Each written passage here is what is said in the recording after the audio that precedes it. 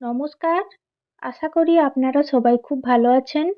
Cooking and my village চ্যানেলে একটি নতুন পর্বে আপনাদের সবাইকে স্বাগত জানাই। আজকে আবারও নতুন রান্নার ভিডিও নিয়ে আপনাদের সামনে চলে এসেছি। আপনারা অবশ্যই ভিডিওটি শেষ পর্যন্ত দেখতে থাকুন। আশা করি রান্নার ভিডিওটি আপনাদেরও ভালো লাগবে। আর রান্নার ভিডিওটি যদি আপনাদের ভালো লেগে থাকে তাহলে অবশ্যই সাবস্ক্রাইব করে পাশে থাকবেন। আজকে রান্না করব কই মাছ। আপনারা স্কিপ না করে ভিডিওটি শেষ পর্যন্ত দেখতে থাকুন। এবার চলুন যাই রান্নাঘরের দিকে রান্নার জন্য।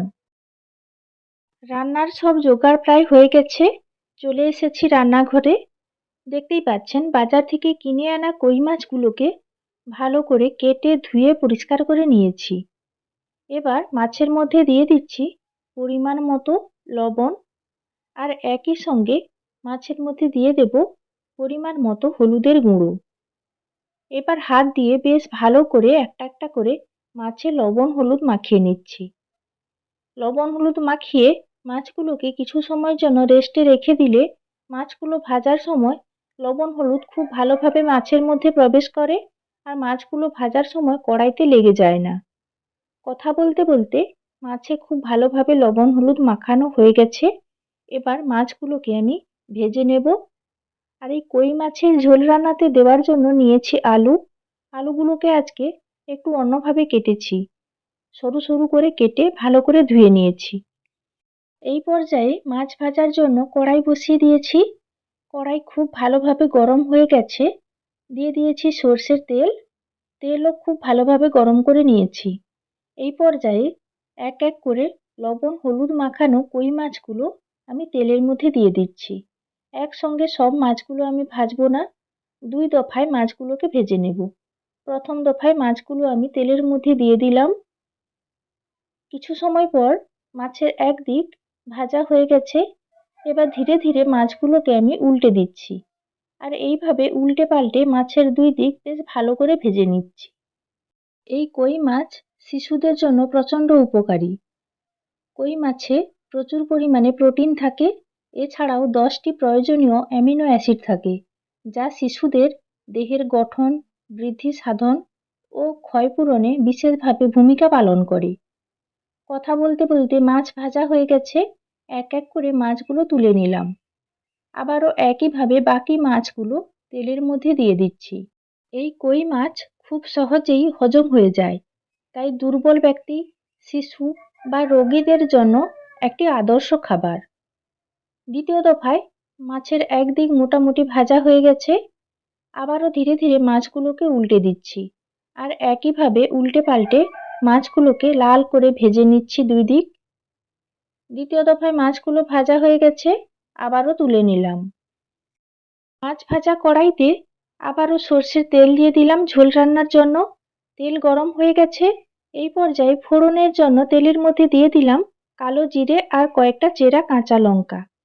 নাড়াচাড়া করে ফোড়ন হালকা ভেজে নিয়েছি। এই পর্যায়ে দিয়ে দিচ্ছি তেলের মধ্যে আদা বাটা।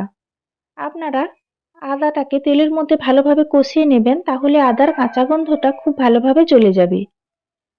একই সঙ্গে দিয়ে দিচ্ছি কিছুটা পেঁয়াজ বাটা। এবার আদা বাটা ও পেঁয়াজ বাটা একসঙ্গে নাড়াচাড়া করে খুব ভালো করে কষিয়ে নেব।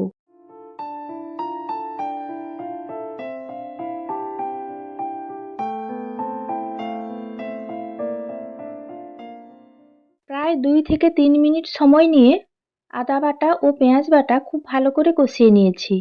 আদার কাঁচা গন্ধ চলে গেছে আর পেঁয়াজেরও কাঁচা গন্ধ চলে গেছে আর বাদামি রং চলে এসেছে। এই পর্যায়ে আমি দিয়ে দিচ্ছি টমেটো কুচি। একটা মাঝারি সাইজের টমেটো ডুমো ডুমো করে কুচি করে দিয়ে দিয়েছি। আর টমেটো দিলে রান্নার স্বাদ যেমন ভালো হয়, কালারটাও খুব ভালো আসে। এবার দিয়ে দিচ্ছি রঙের জন্য কাশ্মীরি লঙ্কার গুঁড়ো, দিয়ে দিচ্ছি পরিমাণ মতো হলুদের গুঁড়ো, আর একই সঙ্গে দিয়ে দিলাম পরিমাণ মতো লবণ। আবারও নাড়াচাড়া করে কষিয়ে নিচ্ছি গুঁড়ো মশলা আর লবণ দেওয়ার পর। আর মশলা যাতে পুড়ে না যায় তাই অল্প একটু জল দেব, আর টমেটো থেকেও কিছুটা জল বেরোবে। খুব ভালো করে নাড়াচাড়া করে মিশিয়ে নিলাম সব কিছু। এবার একদম সামান্য পরিমাণে একটু জল দিয়ে দিচ্ছি। তাহলে মশলাটা পুড়ে যাওয়ার ভয় থাকবে না। আর মশলা থেকে যত সময় পর্যন্ত না তেল ছাড়ছে খুব ভালো করে কষাতে থাকবো।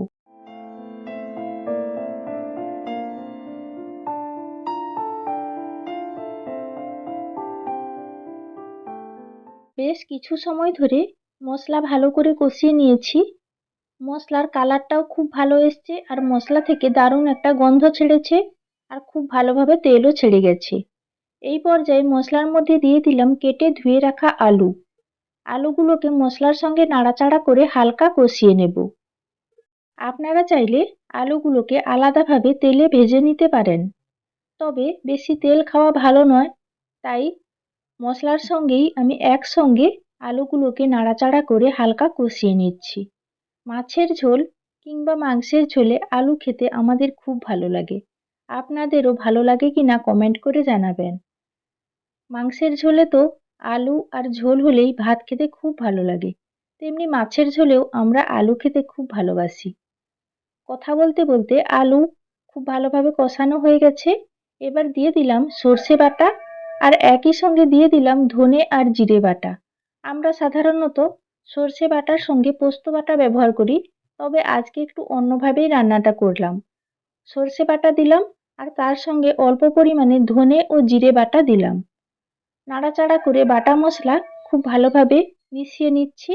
খুব বেশি সময় ধরে নাড়াচাড়া করব না। বাটা মশলা দেওয়ার পর মেশানো হয়ে গেলে দিয়ে দেব পরিমাণ মতো জল। এই পর্যায়ে দিয়ে দিচ্ছি ঝোলের জন্য পরিমাণ মতো জল। আপনারা দেখতেই পাচ্ছেন খুন্তির মধ্যে বেশ অনেকটাই মশলা লেগে রয়েছে। জল দেওয়ার পর খুব ভালোভাবে ঝোলের মধ্যে ডুবিয়ে নিলাম খুন্তি আর আলুগুলোকে নাড়াচাড়া করে ওপর নিচ করে ঝোলের মধ্যে ডুবিয়ে দিলাম। আর আজকে একদম পাতলা ঝোল হবে না, ঝোল একটু ঘন হবে। কিছু সময় পর দেখতেই পাচ্ছেন ঝোল খুব সুন্দর ফুটতে শুরু করেছে। এই পর্যায়ে ভেজে রাখা কই মাছগুলো এক এক করে ঝোলের মধ্যে দিয়ে দিচ্ছি। কই মাছ প্রচণ্ড উপকারী একটি মাছ। কই মাছের মধ্যে ভিটামিন এ, ভিটামিন ডি থাকে। এছাড়াও কই মাছের মধ্যে ক্যালসিয়াম ও ফসফরাস প্রচুর পরিমাণে থাকে। মাছ দেওয়ার পর কই মাছগুলোকে ঝোলের মধ্যে ডুবিয়ে দিলাম। এই পর্যায়ে 10 মিনিট ঢাকা লাগিয়ে আমি ঝোল ফুটিয়ে নেব খুব ভালো করে। প্রায় 10 মিনিট মতো ঝোল খুব ভালো করে ঢাকা লাগিয়ে ফুটিয়ে নিয়েছি। এই পর্যায়ে 10 মিনিট পর ঢাকনা খুলে নিলাম। দেখতেই পাচ্ছেন ঝোল খুব সুন্দর ফুটে গেছে। আলু, মাছ সবকিছু খুব ভালোভাবে সেদ্ধও হয়ে গেছে। আর দেখতেই পাচ্ছেন ঝোল অনেকটাই ঘন হয়ে গেছে। যে পরিমাণ জল দিয়েছিলাম জল অনেকটা কমে গেছে। কই মাছের ঝোল রান্না হয়ে গেছে। এবার বাটিতে আমি ঢেলে নিচ্ছি। কই মাছের ঝোল পরিবেশন করার জন্য রেডি হয়ে গেছে। দেখতে যতটা লোভনীয় হয়েছে, আশা করি এই ঝোলটা খেতেও ঠিক ততটাই ভালো লাগবে। আপনারাও বাড়িতে একবার এইভাবে কই মাছের ঝোল রান্না করুন, আপনাদেরও খেতে খুব ভালো লাগবে। এছাড়াও কই মাছ দিয়ে কাঁচকলা, আলু আর পেঁপে দিয়ে পাতলা ঝোল করলেও খেতে খুব ভালো লাগে। আশা করি আজকের কই মাছ রান্নার ভিডিওটি আপনাদের ভালো লেগেছে। আর রান্নার ভিডিওটি যদি আপনাদের ভালো লেগে থাকে, লাইক, শেয়ার ও কমেন্ট করবেন।